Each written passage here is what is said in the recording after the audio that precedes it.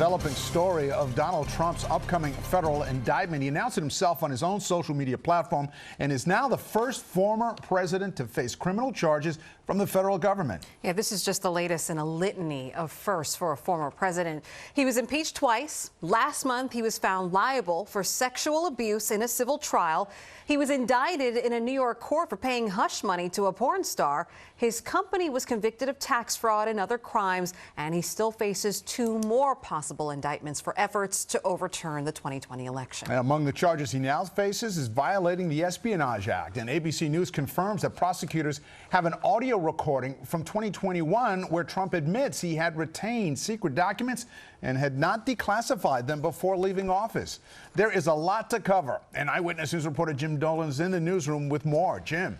Dave, Donald Trump claims he is innocent, that all this is a political witch hunt designed to prevent him from being elected president again, and many of his supporters believe that. But the Justice Department says it can make the case that Trump took classified national security documents from the White House, held on to those documents, and prevented the government from retrieving them. And those are crimes, even for a former president. Among his distinctions, Donald Trump is now the only former U.S. president to ever be charged with a federal crime.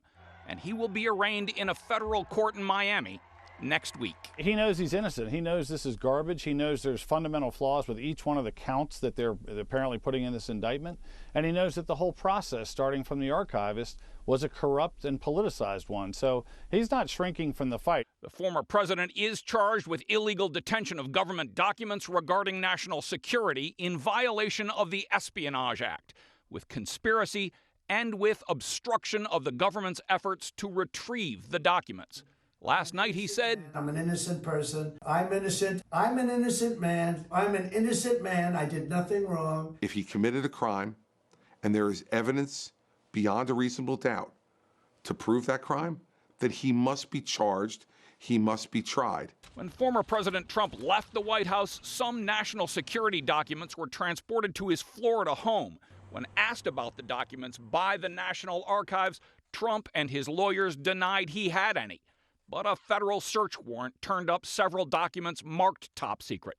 And Trump said they had all been declassified. If you're the president of the United States, you can declassify just by saying it's declassified, even by thinking about it. That is not true. And the Justice Department now has a recording of Trump admitting to having some national security documents. It's a hoax. The whole thing is a hoax. Just like Russia, just like the fake dossier was a hoax. You saw the Durham report. You saw the Mueller report.